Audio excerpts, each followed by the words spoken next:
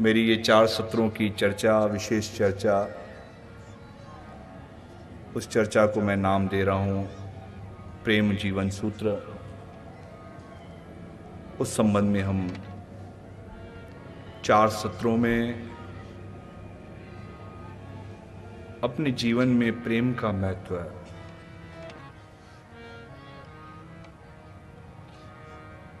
उसको जरा समझने की चेष्टा करेंगे।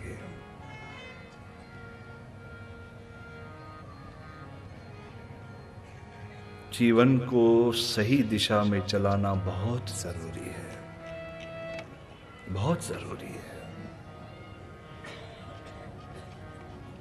मैं जब लोगों को देखता हूं तो लोगों को थका हुआ पाता हूं, हारा हुआ पाता हूं।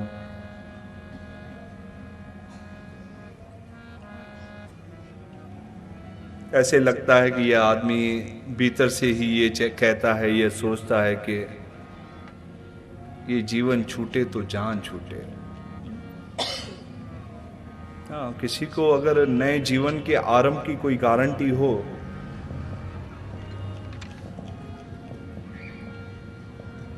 कि नया जीवन मैं ऐसे चालू करूं और यहां से चालू होगा, तो ये आदमी अपने जीवन को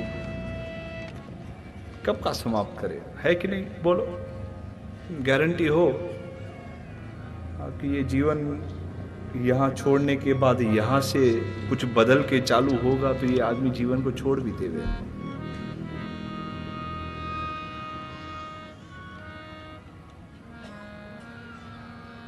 जीवन जीते जीते ये जीव थका हुआ लगता है। मेरे पास पत्र आते हैं, लोगों की टपाल आती है कि जीवन में इतनी तकलीफ है कि ये ही जीवन है, ये जीवन है। जीवन में इतना कष्ट,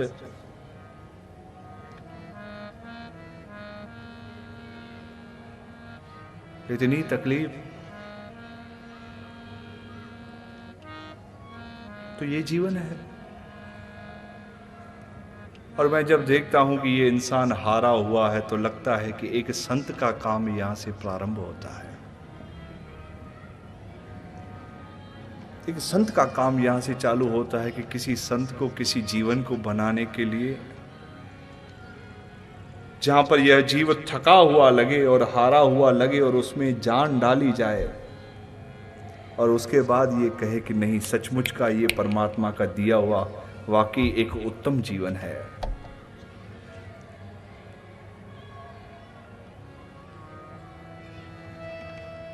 उसकी आवश्यकता लगती है। मेरी बात याद रखना,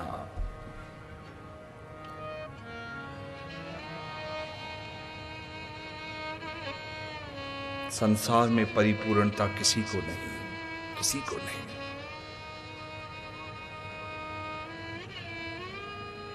सब कुछ किसी को मिल जावे ऐसा कोई भी नहीं, कोई भी नहीं, कोई नहीं। भागवत की एक छोटी सी मैं चर्चा आपको कहूं कि बोलो जय श्री कृष्ण, बोलो हरि ओम, हरि।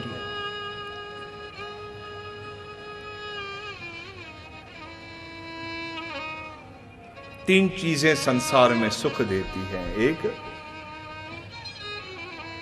समृद्धि। समृद्धि को कहा गया कि आदमी संपन्न हो पदार्थों से, साधनों से तथा शक्ति से। एक समृद्धि चाहिए, संसार में समृद्धि हो। सुख के 3 रूप कहे गए। एक, ये जीव समृद्ध हो,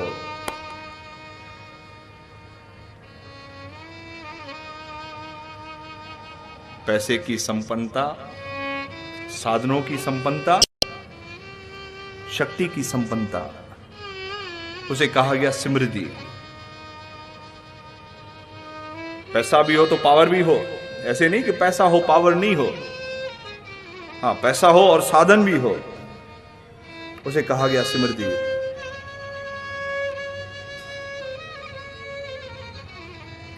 दूसरा ये चाहता है स्वजन, परिवार। सब हो। लड़की है तो पति भी चाहिए, पति हुआ तो बच्चे भी चाहिए, बच्चे हो तो सास भी अच्छी चाहिए, सास अच्छी हो तो ससुर भी अच्छा चाहिए, और घर में और जो देवर है, ननद है, ये है वो है, जो स्वजन जितने भी हैं वो सब अच्छे हों। वो अच्छे हों तो मित्र अच्छे चाहिए, मित्र अच्छे हों, सहेलियां अच्छी चाहिए, इतना कि हमारी सर्किल भी अच्छी हो, हमारा मोहल्ला भी अच्छा हो, जिस मोहल्ले में रहे उस मोहल्ले में भी कोई गड़बड़ ना हो। अथवा स्वजन कहा गया ऐसे, हमारे आसपास जो है वो सब ठीक हो, स्वजन। एक तो मुझे जो जड़ मिला है उस जड़ में शक्ति हो, पैसा, साधन, बंगला, उससे वो शक्तिवान हो, वो भरा हो, और उसके साथ जितने चेतन हैं मेरे साथ, जितने जीवंत हैं वो अच्छे हों। और तीसरा ये चाहता है मेरा शरीर अच्छा हो, स्वास्थ्य अच्छा हो।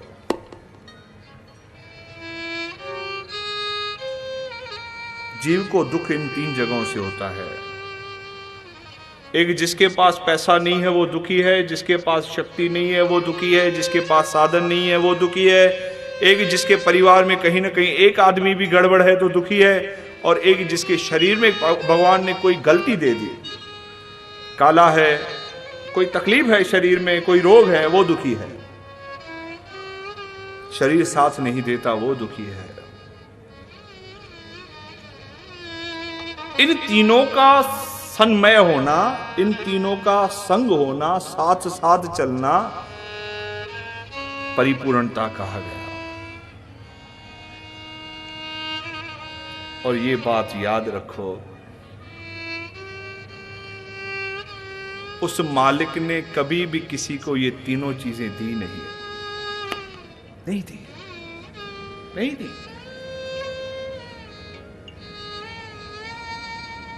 पैसा होगा, परिवार होगा तो शरीर नहीं होगा, शरीर में गड़बड़ होगी।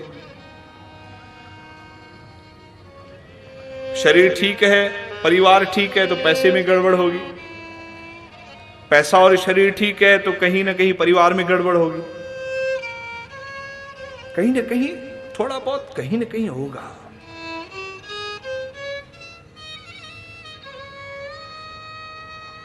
और जीव का संसार यहां पर सोचकर बिगड़ता है। बोलो जय श्री कृष्ण। जय श्री कृष्ण। एक प्रमाण दूं भागवत का आपको।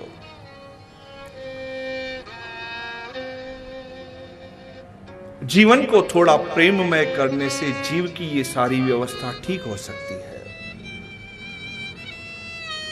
ठीक हो सकती है, कोई बड़ी बात नहीं।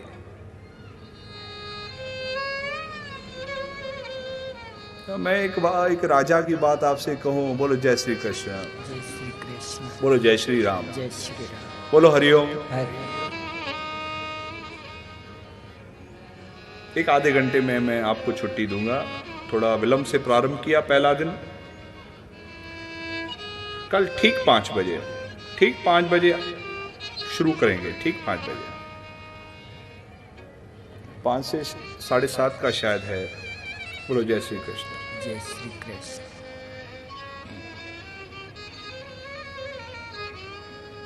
संतों के संग में यह जीव अपने आप को कैसे ठीक करे,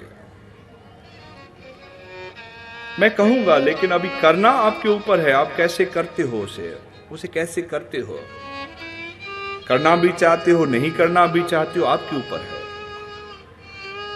हाँ, मेरी कहीं बात आपको थोड़ी सी लग जावे और आप अपने आप को थोड़ा ठीक करने की कोशिश करो, हाँ, तो हमारा जीवन धन्य है, हमारा जीवन धन्य है।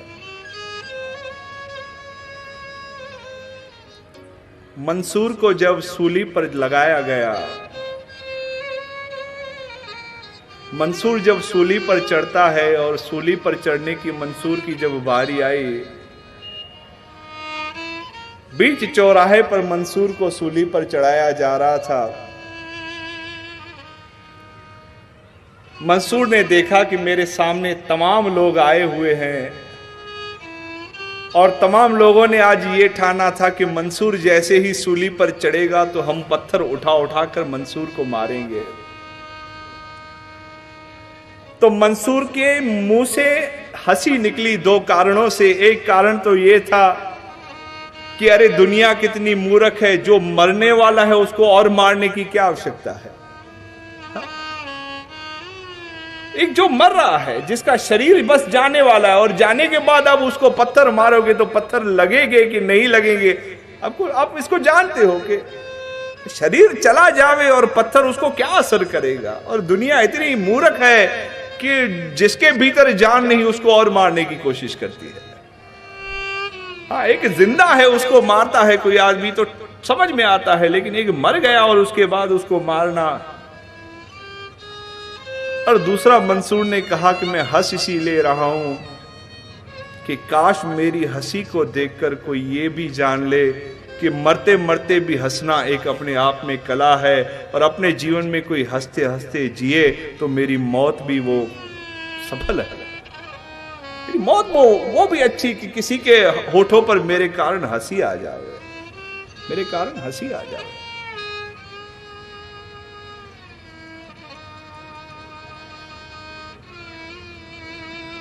बाबा नानक गलियों गलियों में घूमते, गांव गांव में घूमते, और बाबा नानक का कहीं न कहीं कभी कभी कोई लोग तिरस्कार भी कर देते कि फलाना संत बनकर घूमता है, अपने आप को क्या समझता है। तो बाला और मर्दाना बाबा को कहते, बाबा क्या पड़ी है, हम क्यों घूमते हैं, क्या पड़ी है। जहां पर आदर नहीं, सत्कार नहीं, वहां पर क्यों जाना, क्यों जाना। बाबा नानक कहते थे कि हम लाखों के लिए नहीं घूमते, किसी एक के लिए घूमते हैं कि एक के लिए ही मेरा ये जीवन अगर काम आ जावे तो मैंने अपने भीतर का नानक किसी एक में डाल दिया। तो नानक ये मरा नहीं, नानक जाते जाते एक और नानक को बना कर गया, एक और नानक को बना कर गया।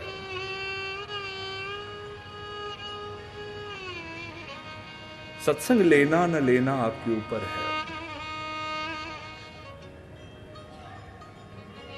वो प्रकृति इस जीव को बदलने के मौके निरंतर देती है। ये मत सोचना कि ये हमारे कर्म में है, ये मत सोचना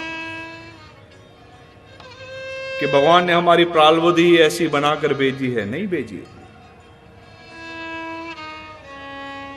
अगर सचमुच में हमें पैदा करने वाला परमात्मा है और हमारा माई बाप वो है, तो जैसे संसार का एक माँ और बाप अपने बच्चे के लिए कभी बुरा नहीं सोचता, वैसे वो माँ बाप भी किसी बच्चे के लिए बुरा नहीं सोचेगा। हाँ? आपको अपने बच्चे की किस्मत लिखने को दी जाए तो बुरा लिखोगे? बोलो, हाँ? लिखोगे बुरा? हाँ?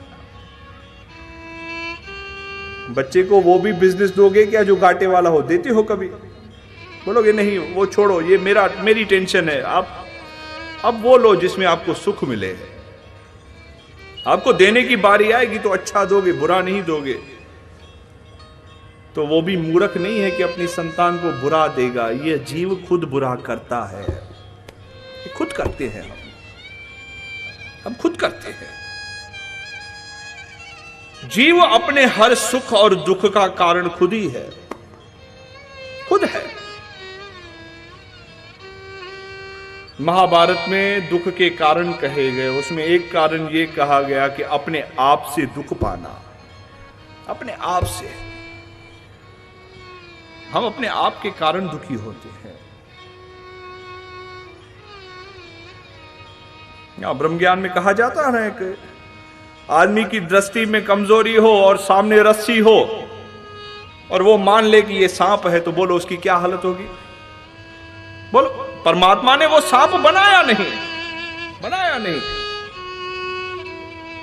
आप रास्ते पे जाते हो और अचानक से सांप आपके आसपास से निकल जावे और उसी समय आपको एक कांटा चुभ जावे और आपके मन में ये बैठ जावे कि नहीं, ये सांप ने डस लिया, तो बोलो, बोलो। सिंधी में कहते हैं ना, सप न मारे सप जो डर मारे, सांप न मारे सांप का डर मारे। हाँ,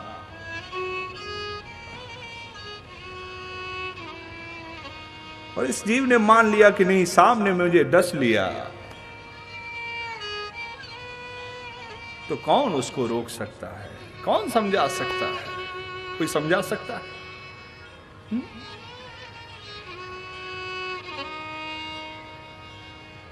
और चाहे पास में से सांप भी बैठा हो और आपको रस्सी लगे तो कौन डरेगा? बोलो, डरेगा कोई? बनाने वाले भगवान ने उसको सांप बनाकर भेजा, और लेकिन आपको मैं यूं कहूं,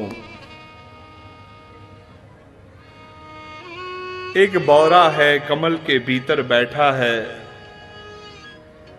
वो बौरा, जिस बौरे में इतनी ताकत है कि लकड़ी में आर पार छेद करके निकल जा सकता है। आपने देखा है ना बौरा? बौरे के डंक में इतनी ताकत है कि लकड़ी को आर पार छेद करके वो निकल जाएगा, लेकिन वो बौरा कमल के भीतर अटक के मरता है। कमल की पंखड़ी को भेदना क्या कठिन है? कोई मुझे बोलो। बौरा चावे, बौरे को अगर वो अपनी पर आवे तो उस पंखड़ी को भेद नहीं सकता? भेद सकता है, लेकिन वो अपने आप को उस रस से मुक्त करना ही नहीं चाहता। कहता है इस रस में ही मेरा जीवन, इस रस में ही मेरी मृत्यु। तो वो जो खुद मरना चाहे तो उसे कौन छुड़ा सकता है? कौन छुड़ा सकता है? बौरे को पता है कि जैसे जैसे ये सूर्य ढलेगा वैसे वैसे ये कमल बंद होगा। वो इसी आशा पर रहता है कि बस सूर्य जो डलेगा वो निकलेगा भी, और जो कमल बंद होगा वो कमल खुलेगा भी, और जैसे खुलेगा तो वैसे निकल जाऊंगा। और उसे पता ही नहीं कि जब ये कमल बंद हो जाता है तो बाहर से आने वाली हवा बंद हो जाती है और इसको सांस ले नहीं सकता ये कमल के भीतर, लेकिन तो भी ये अपने रस को छोड़ने को तैयार नहीं। तो भगवान क्या करे? क्या करे? जिसको नहीं बोध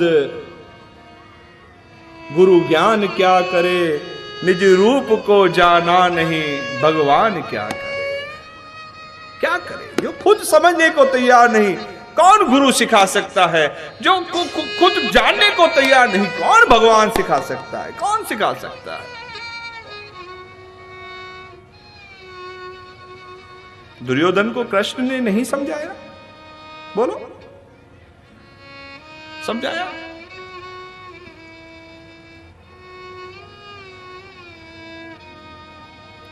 दुर्योधन, भीष्म पितामह, सारे सैनिकों ने अज्ञातवास के अंत में एक अर्जुन से हार मानी है। एक अर्जुन ने सबको हराया। पूरी की पूरी सेना, अज्ञातवास जब पूरा होने को है तो आपने देखा होगा कि एक अर्जुन ने रूप बदलकर नर्तकी के रूप में सबको हरा दिया अपने बाणों से, और कुछ ही घंटों में। उसके ज्यादा क्या क्या और प्रमाण चाहिए था? बोलो, कौरवों को और क्या चाहिए था? जो अकेला सबको हरा सकता है, लेकिन तो भी कौरवों को अपने विषयों को छोड़ना नहीं था, तो भगवान क्या कर सकते हैं? क्या कर सकते हैं? बोलो जय श्री कृष्ण। जय श्री कृष्ण। रामायण में प्रसंग आता है कि अंगद जब रावण को मनाने गया, मैं यही बताने की कोशिश कर रहा हूं कि जीव दुखी अपने कारण से है। कैसे? वो जरा समझो।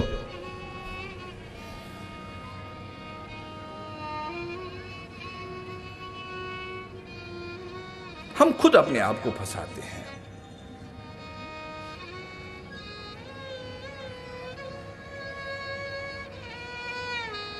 भगवान राम ने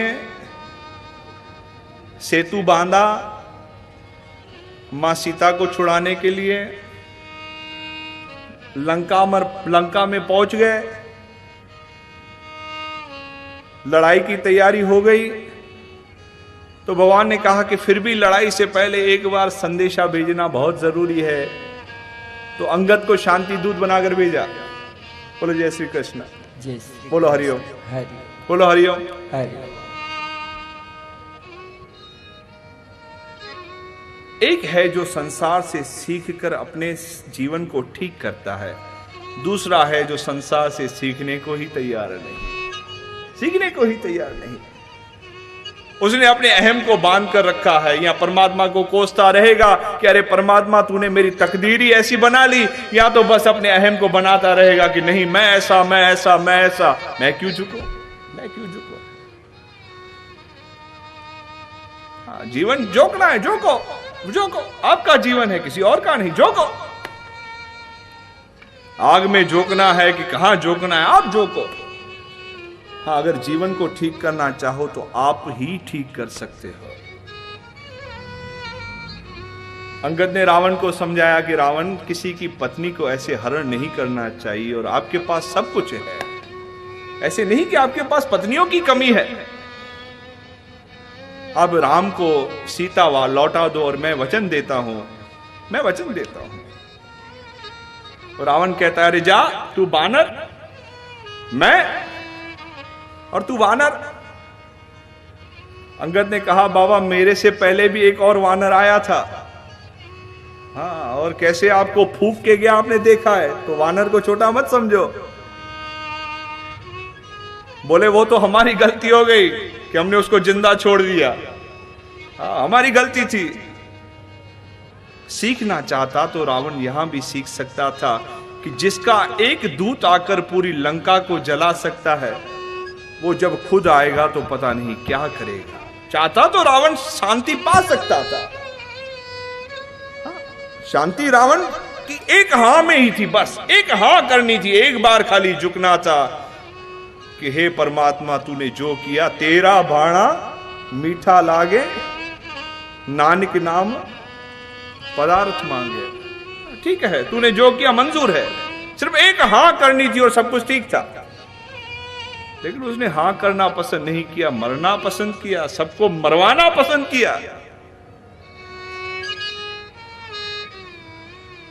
अंगद तू मेरी शक्ति को जानता नहीं, मैं ये, मैं ये, मैं ये, मैं ये। अंगद ने वहां पर दो प्रमाण दिए कि बाबा एक रावण वो भी था जो एक बाली के गोद में पकड़ा रहा पता नहीं कितने दिनों तक। क्या आप वही रावण हो कि उस रावण को जानते हो? अंगद के पिता बाली ने, रावण ने जब अपने अहम में आकर बाली पर हमला करने की कोशिश की तो बाली ने रावण को यूं पकड़ के अपनी कलाई के भीतर बांध दिया, और कई दिनों तक रावण वहां फटकता रहा, छटपटाता रहा, छटपटाता रहा। और जब उसने क्षमा मांगी तो कहा कि जा जा, तुझे छोड़ा। तो अंगद कहता है कि बाबा आप वही रावण हो ना, कि आप वो कोई रावण और था? और मैं इतना भी जानता हूं कि एक रावण वो भी है जिसे सहस्त्र बाहु ने अपनी गुड़साल में बांध दिया था। सहस्त्र बाहु रावण नदी में अपने स्त्रियों के साथ नहा रहे थे, खेल रहे थे। सहस्त्र बाहु को प्यास लगी तो उन्होंने नदी के जल को रोक लिया और पानी पीने लगे, अपने 1000 हाथों से रोका। और जब पानी आना बंद हो गया तो रावण गया सहस्त्र बाहु से लड़ने कि तूने मेरा पानी रोका। तो सहस्त्र बाहु ने पकड़कर उसे गुड़साल में बांध दिया कि बैठा रहे इधर, छटपटा बैठ के घोड़ों के साथ। उसके बाद भी जिसको अपनी शक्ति का भ्रम हो तो जीव अपने आप को दुखी करने वाला खुद ही है, खुद ही है। हम अपने भीतर धैर्य नहीं लाना चाहते, हम अपने भीतर समझौता नहीं लाना चाहते। बोलो जय श्री कृष्ण। जय श्री कृष्ण। ये याद रखो कि कभी भी किसी को संपन्नता नहीं मिलती। 3 पदार्थों में कहीं ना कहीं एक पदार्थ जरूर कम होगा।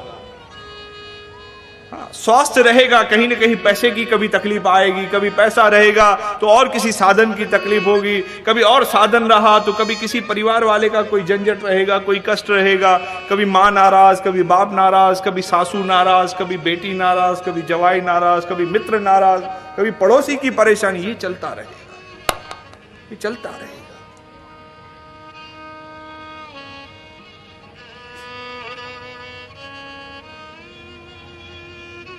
कबीर ने लिखा, जो देखे सो दुखिया बाबा, जो देखे सो दुखिया बाबा, सुखिया कोई नहीं, कोई नहीं। कबीर कहता है कौन सुखी है, मुझे बोलो कौन सुखी है, कौन कौन। मैंने एक बार कहीं कथा कही थी, शायद आपको सुनी हो आपने, और आपके सामने कभी मैंने कही हो।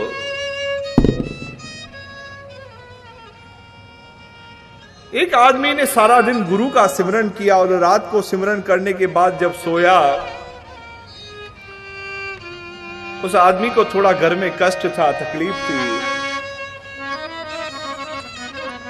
तो रात को स्वप्न में देखता है कि गुरुवर ने सबको सत्संग में बुलाया और कहा आज जो जो सत्संग में आवे तो अपने साथ दुखों को थोड़ा सा थैले में भरकर आवे। बोलो हरिओम, हरिओम, बोलो हरिओम, हरिओम। सत्संग में जब आवे ना तो एक थैला लेके आवे और उस थैले में थोड़े से दुखों को जितने भी हो उसके उस थैले में भर के लावे। सपने में ही देखता है कि मैं सत्संग के ओर चला हूं और आज थैले में, झोले में दुखों को डाला है और अपने पीठ से बांधा है। यही सोचकर गया कि आज गुरु के पास अपने दुखों को ले जाता हूं। जैसे ही सत्संग में पहुंचा तो गुरु ने सबको कहा कि बाबा जो जो झोला लाया है जरा बाहर लगा देवे, रख देवे और सत्संग सुनने आ जावे।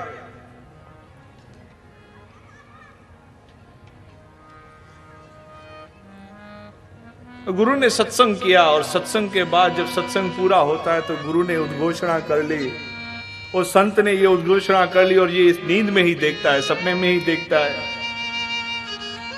कि बाबा आज मैं आप सबको अनुमति देता हूं कि जिसको जिससे जो थैला बदली करना हो बदली करके जाओ, बदली कर लो थैला। आप अपने दुखों का जो थैला लाए हो ना किसी और से बदली कर लो, जिसको जिसका चाहिए उसका ले जावे। तो आदमी सपने में देखता है कि मैं आया हूं थैला बदली करने का, सोच के कि किसी का जो छोटा से छोटा थैला होगा, जिसमें बहुत वजन कम होगा, वो थैला ले लूं क्योंकि मेरा वजन जरा ज्यादा है और गुरु ने मुझे थोड़ा वजन कम करने को बोला है तो कम वजन वाला लूं। एक कम वजन वाला थैला भी उसने ढूंढ लिया, लिया भी, लेकिन कहता है पता नहीं इसमें से क्या निकले। मुझे तो पता है मैं अपने थैले में क्या लाया, लेकिन मुझे पता नहीं कि इसके थैले में क्या है। इससे अच्छा है मैं अपना थैला ही ले जाऊं, पता नहीं कल छोटी कोई कॉम्पैक्ट आफत निकल आवे। कि छोटे का जमाना हो गया तो कहीं किसी का बहुत भारी दुख और छोटा हो, दिखने में छोटा हो लेकिन भीतर से बहुत भारी हो, और मुझसे बर्दाश्त ना हो छोटा लेकिन मुझसे बर्दाश्त ना हो तो ये तो कम से कम मेरा पहचाना हुआ दुख है। तो वो सपने में देखता है कि सबने अपना अपना थैला ले लिया, किसी ने किसी से बदली नहीं किया, कि पता नहीं क्या निकले, क्या निकले। कबीर भी कहता है जो देखे सो दुखिया बाबा, सुखिया कोई नहीं। जो देखे सो दुखिया मत सोचो ज्यादा, संसार में हर किसी को कोई नहीं। भागवत में चर्चा आई, माँ देवकी जी भगवान कृष्ण की माँ, जन्मों जन्मों के